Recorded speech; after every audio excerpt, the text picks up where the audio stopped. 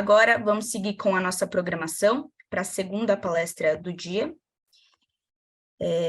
Me interrompam caso vocês não estejam vendo ou ouvindo, acabou de bater uma chuva do caramba aqui, e aí então talvez o sinal caia, tá bom? Então vamos lá. A próxima palestra a gente vai falar sobre cultura organizacional e inovação, com o palestrante Eduardo Carmelo, que é CEO da Entusiasmo Consultoria, é professor da FGV São Paulo, no MBA em Gestão Estratégica e Econômica de Pessoas, então bem focado no que a gente pretende apresentar aqui hoje. Também é professor de Design Thinking no MBA em Gestão, Empreendedorismo e Marketing e professor de Criatividade e Modelagem de Novos Negócios no MBA em Liderança, Inovação e Gestão 3.0, ambos na PUC. Tá bom, Mari. Tá bom, Mari, não precisa, não precisa ler tudo? Não precisa fazer tudo. É porque muitas conquistas. Virou demodê já. Bom, então, vocês podem acompanhar depois toda a trajetória do nosso palestrante nesse PowerPoint, e aí eu dou a palavra para o Edu já fazer a apresentação. Obrigado, Mari. Boa tarde, gente. É muito prazer estar com vocês aqui de novo. Tivemos uma grande oportunidade de trabalhar junto com vocês, com o Bob, fizemos vários trabalhos juntos, e hoje eu estou aqui para falar um pouco de um tema que eu vivo 24 horas, né? Que é o tema de aqui a Entusiasmos a gente faz transformação cultural, transformação digital e transformação estratégica. E a gente está há quase que 20 anos implementando inovação e 15 trabalhando com ágil, implementando ágil e inovação dentro das organizações. Eu vou tentar ser hoje como uma flecha, tentar ser bem claro, conciso e conclusivo, né? Porque o tempo aqui é bem pequeno. Espero trazer algo bastante consistente para vocês. Vou correr no tempo justamente para que depois a gente possa bater um papo, tá? Tenha-me como um amigo, pode me chamar como Edu. Qualquer dúvida, curiosidade, abusa do chat, põe aí no chat que eu adoro responder depois. Deixa eu compartilhar a minha tela aqui para a gente poder correr essa jornada juntos. Eu não ponho no modo apresentação só para a gente, porque eu sei que para alguns celulares e para alguns computadores às vezes trava.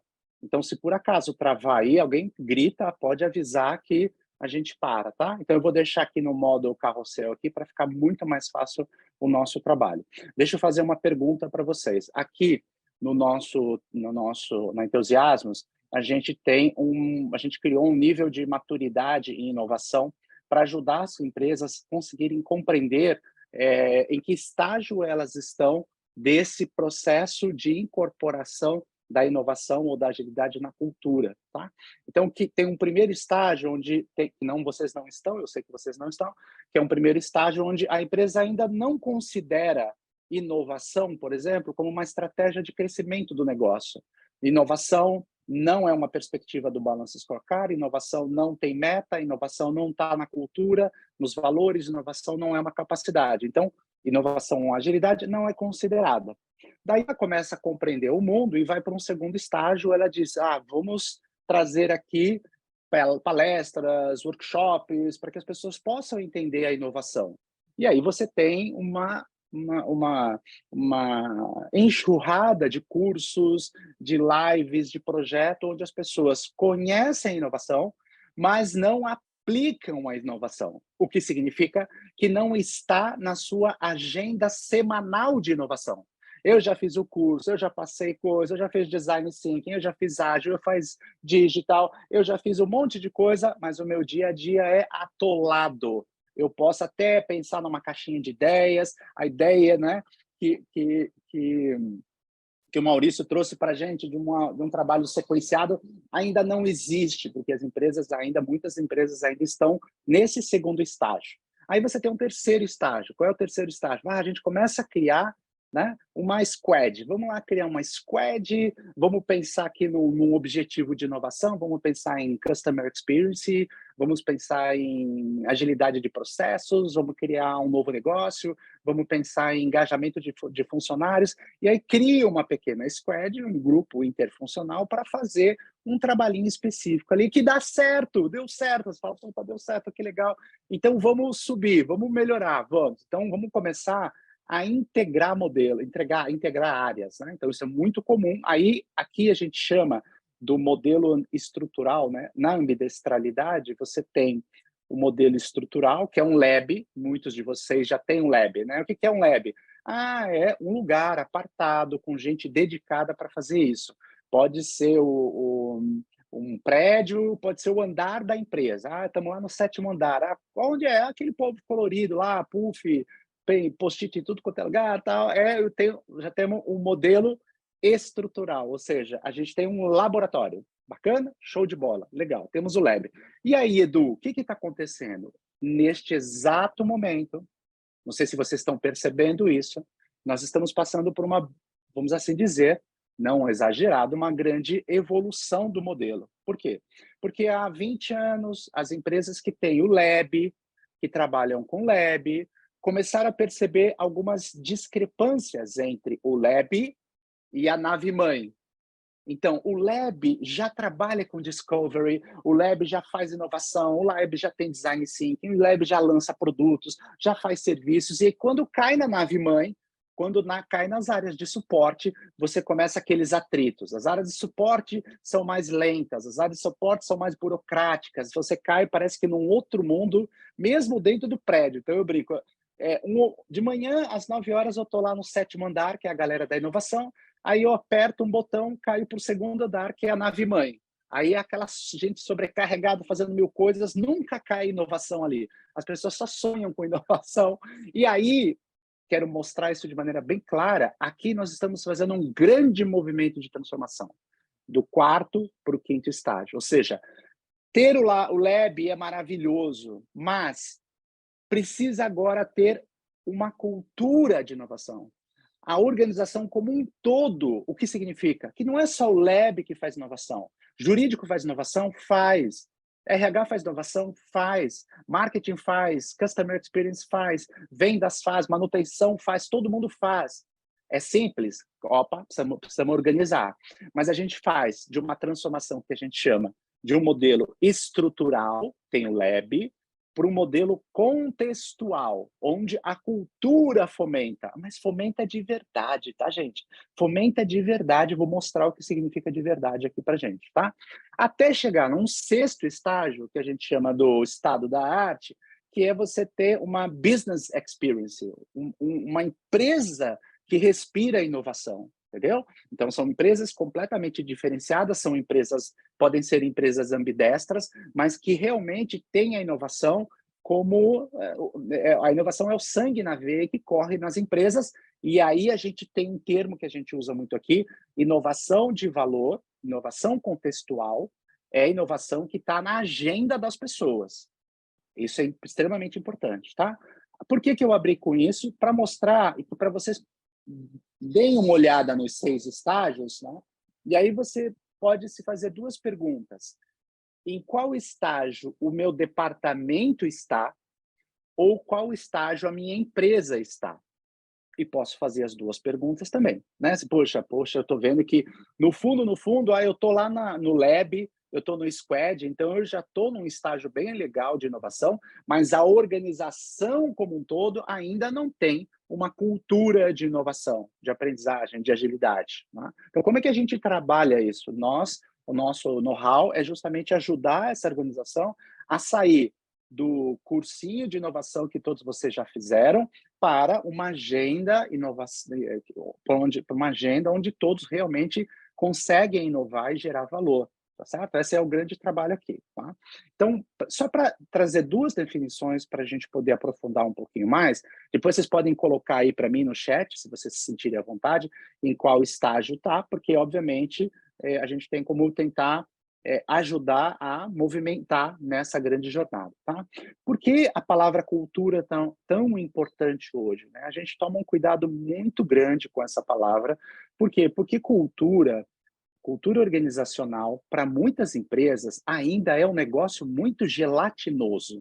É a nossa cultura, é o nosso jeito, é a nossa forma de se fazer, mas ainda é muito gelatinoso. Sabe quando o Peter Drucker diz que a cultura come a estratégia no café da manhã, né? O que ele estava querendo dizer é que você pode criar 5.000 projetos, você pode criar 5.000 processos. Se tiver pensamentos automatizados lá dentro da organização, que não tiver a disciplina para alcançar esses processos, a coisa degringola, tá certo? Então, para nós, quando a gente fala de cultura organizacional, da subjetividade para o resultado, né? Então, cultura organizacional é um conjunto de princípios, valores, crenças, rituais, toda a subjetividade aqui, ó, que começa a se transformar em políticas e práticas gerenciais. Opa, por quê? Porque eu estou começando a clarificar decisões e ações que vão orientar, confirmar e apoiar os comportamentos da organização que vão assegurar os resultados estratégicos. Então, olha, da subjetividade para o impacto. Ou seja, se a gente fizer uma grande tradução aqui, quando a gente diz, nossa cultura é o nosso jeitão de ser, e a gente põe aqueles nomes todos diferentes agora para os valores, naquilo não é exatamente, porque cultura é o que está acontecendo na agenda semanal, não é o que está acontecendo nas palestras que a gente vê sobre cultura. Mas eu quero que vocês marquem uma questão muito importante aqui. Então, é um conjunto de políticas, de práticas, que orientam o comportamento humano para alcançar os objetivos de negócio ou a criação de valor futuro para o negócio. Então, a cultura, ela está orientando, ela está confirmando, ela está apoiando. Nas profundidades desse projeto, a gente tem a cultura de inovação, né? Então, o que seria a cultura de inovação? Ou seja, esse conjunto de políticas, práticas que fazem o quê? Que fomentam o quê? Fomentam aquilo que o Maurício colocou para a gente. Fomentam a geração de novas ideias, que não é só a geração das novas ideias, né? A possibilidade de você prototipar, testar e viabilizar essas novas ideias. Então, sai daquela ideia de que eu fiz um curso de design thinking e agora eu sei como fazer inovação, para um processo muito mais profissionalizado, onde, na verdade, o que você tem, como a ISO acabou de mostrar, processos muito claros que nos ajudam a fazer com que a inovação rode dentro da organização. Então, nesse primeiro contexto, todo o trabalho da criação de valor agregado através da inovação, ou você pode pensar na inovação como uma das estratégias de crescimento na inovação, ela tem como finalidade o lançamento de novos produtos, novas soluções, novas formas de atuar, e com este lançamento a gente tem o que eu brinco aqui com todo respeito, o que a gente chama de trazer dinheiro novo para a organização. Então, a inovação para a gente é a criatividade que imprime nota fiscal. Entendeu? Então, eu estou focado num processo na qual nós estamos, né, lançando ideias, criando ideias, validando ideias, prototipando, fazendo os lançamentos, e isso traz valor agregado para o negócio. É simples de se fazer? Está aí a ISO que está mostrando para a gente vai mostrar, eu quero compartilhar com você um conjunto paralelo de conhecimento, porque todo o nosso trabalho, deixa eu tentar ser claro e sem ser ansioso, tá? Tudo que a gente tem de inovação hoje já é demodé. Então, eu fui para o Vale do Silício, eu fui para Israel, fiquei louco lá. Israel é um lugar maravilhoso, eles estão 15 anos na nossa frente, e tudo que tem não tem a ver com tecnologia. Todo o diferencial deles é justamente a qualidade de relacionamento que faz com que eles não trabalhem mais a inovação, e sim a velocidade da inovação. Já é uma outra oitava. Então, enquanto a gente está pensando aqui, vamos pensar num projeto? Vamos fazer um discovery? Vamos fazer uma análise das definições dos clientes? Vamos. Quanto tempo? Uns 6 meses a gente consegue lançar um produto. Eles estão lançando produtos a cada semana. É uma coisa muito fora do esquadro brasileiro, entendeu? Por isso que eu hoje, quando vou para fora, volto e falo, puxa vida, não é mais a inovação, é a velocidade da inovação. Agora, lá em Israel tem um paradoxo, por exemplo, se você realmente quiser fazer inovação disruptiva, a melhor forma de fazer é você ter processos bem claros de inovação. Daí a ISO bem interessante nesse sentido. Por quê? Porque você não fica desperdiçando tempo das pessoas com coisas que não são relevantes para ela, tá? Tudo que a gente aprendeu agora, inovação, ela é sempre singular e ela é sempre contextual. Dificilmente dá para copiar coisas na inovação. Você pode até copiar, a não ser que você não queira realmente ser algo, uma empresa realmente diferenciada. Mas a gente precisa respeitar muito, muito, muito essa singularidade de cada uma dentro das organizações. Hoje vocês vão falar de inovação aberta e é um dos modelos maravilhosos que a gente tem, né? Porque você, de uma certa forma, tem competências diferenciadas, visões diferenciadas, startups diferenciadas que estão olhando de maneira diferenciada e estão se coligando com a organização para produzir não só o valor, mas para produzir esse valor de forma agilizada, tá bom? Como eu disse para vocês, a gente está num shift de mudança agora. Então, se você já tem o lab, você já está percebendo o tamanho da importância que é ter uma inovação que a gente chama de contextual. Nós temos um modelo, eu não vou passar o modelo aqui, eu vou deixar o modelo para vocês, para que vocês depois possam aprender, conversar, mas eu não vou passar o modelo todo, eu quero marcar 4 questões que são importantes para a gente estar aqui, tá? A primeira questão que a gente considera muito importante é você fazer o design da sua inovação. Então, como é que a gente pensa sempre no design e inovação? Porque normalmente pensa assim, vamos criar um grupo, vamos pensar, trazer umas pessoas legais aqui, diferentes, e vamos fazer inovação. Eu sempre brinco, tem 2 lados aqui, com todo o respeito do mundo. Inovação de valor é inovação que impacta em KPI estratégico. Então, a gente sempre diz, puxa vida, vai fazer uma inovação. Porque, assim, inovação pode ser uma nova forma de produzir um produto para os clientes. E inovação pode ser sentar um grupo de pessoas para escolher a cor da poltrona do auditório que a gente vai lançar. Então, muita gente confunde muito essas questões. Então, você tem, muitas vezes, um desperdício de inovação porque a gente não clarificou o design que a empresa precisa. Então, o que eu sempre digo, vai fazer inovação, puxa vida, observe os KPIs que você vai impactar, sejam estratégicos, de clientes, de produtos, de sistemas, de pessoas, de própria inovação. Isso para a gente é uma questão super importante. Depois, você ajunta com os tipos de inovação, né? Quase sempre as empresas têm Customer Experience, modelo de negócio, sistema, melhoria de um processo e alguma coisa ligada à retenção, engajamento ou desempenho de pessoas. Queremos um onboard diferente aqui para as pessoas chegam diferente, aprendem diferente e vão embora. Legal. Terceira questão, a origem da inovação. Isso para a gente é super importante. Então, o que eu estou fazendo?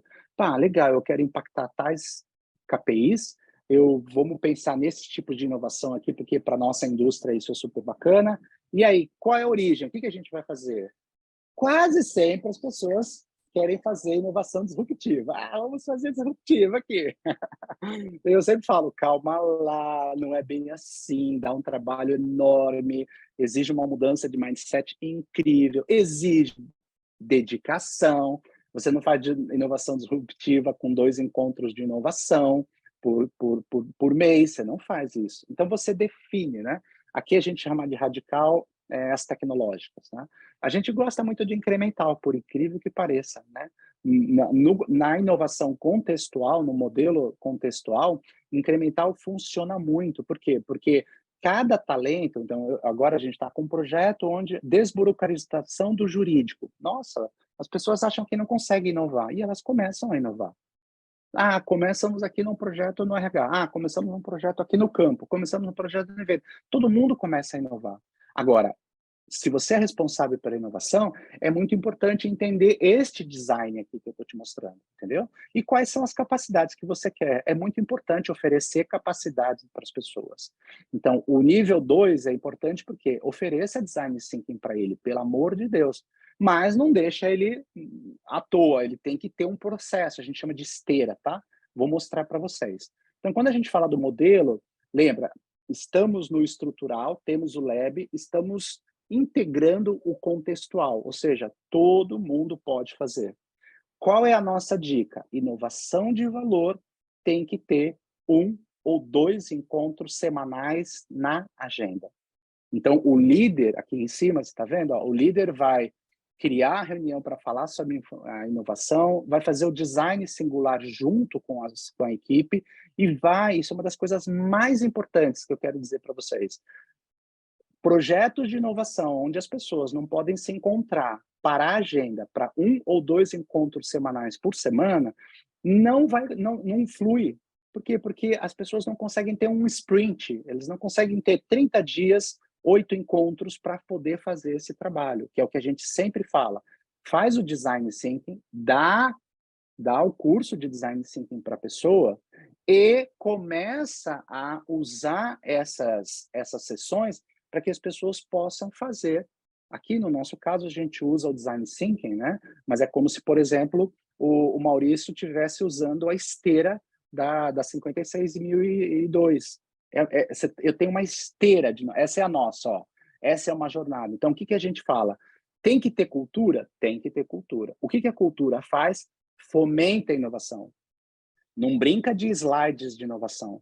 Não brinca de palestra de inovação se ele não pode, na semana dele, ter 2 encontros para ele poder fazer a produção da inovação. Então, olha que interessante, né? Ó, aqui você tem a nossa jornada começa com a descoberta do cliente, definição das oportunidades, a idealização, a construção de um protótipo, a validação, ver se esse projeto ficou bom, o lançamento e os novos resultados. Quando a gente chama de jornada produtiva ou esteira de inovação, significa que só a caixinha de ideias lá não deu certo. Então, eu preciso ter uma quantidade de ideias, uma quantidade de protótipos, uma quantidade de validações, uma quantidade de projetos, uma quantidade de lançamentos para começar a trazer dinheiro novo para a organização. Isso é tão importante, sabe, gente? Isso é tão bacana, bacana mesmo. Então, o que é uma cultura? Uma cultura é o conjunto, né, de princípios, de valores, práticas, políticas que fomentam o comportamento humano.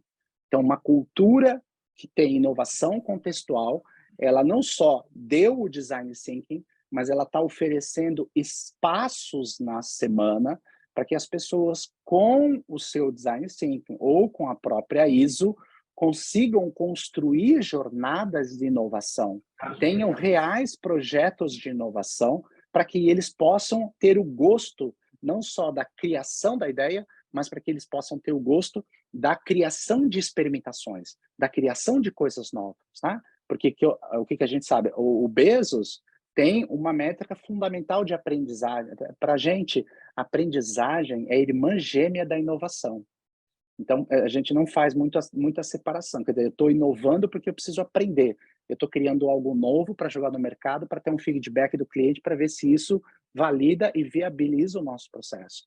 Então, você vê como uma coisa é séria em empresas que têm cultura de inovação, eles têm uma medida sobre quantos experimentos eles fazem por ano, por mês, por semana. Então, a grande reflexão, para eu terminar aqui agora, fica... a sua equipe de inovação tem uma métrica de quantos lançamentos eles precisam fazer por sprint, por mês. A gente tem métricas de quantas coisas a gente está lançando, a gente tem métricas de quantas ideias a gente está tendo, quantas validações a gente está tendo, quanto desenvolvimento, e isso precisa estar na agenda. Isso é tão sério, olha o tamanho das empresas que fazem esse experimento. Então, para eu finalizar, a minha questão fundamental espero que eu possa ter te ajudado a compreender que se a gente não está pensando em velocidade de inovação, a gente já está começando atrasado. E o quão valoroso é fazer com que cada um dos seus funcionários sintam que eles não só sabem o curso, mas que eles estão produzindo na sua agenda. E aí você tem um nível de engajamento batendo lá no alto, né? Porque se eu realmente uso o melhor do meu tempo para trabalhar, para criar, para inovar, eu tenho realmente, né, uma equipe de trabalho que está preparada para gerar o futuro valoroso da organização, tá? E vou terminar com um slide, que é este aqui. Edu, o que que você sente todo santo dia nos teus projetos de inovação? Gente, eu sinto isso. Eu sinto que a maioria das organizações ainda estão com o conceito de produtividade industrial, não de produtividade inovativa. O conceito de produtividade industrial, que é o conceito que eu falo nas minhas agendas, é a galera sobrecarregada, fazendo 100 coisas ao mesmo tempo para entregar na semana, sem se perguntar se o que eles estão fazendo é relevante, é inovador, é valoroso. E o conceito da produtividade inovadora é, em vez de fazer 100 coisas na semana, sem saber se é relevante, o que é que eu preciso produzir de inovação que seja rapidamente convertido em valor para o cliente? Então, tem um desafio de design organizacional muito grande. Por quê? Porque a organização precisa se perguntar se eu estou ainda com o conceito de produtividade na minha agenda semanal industrial ou inovativa, tá bom? Muito obrigado, era esses 20 minutos que eu tinha aqui, me coloco à disposição de vocês.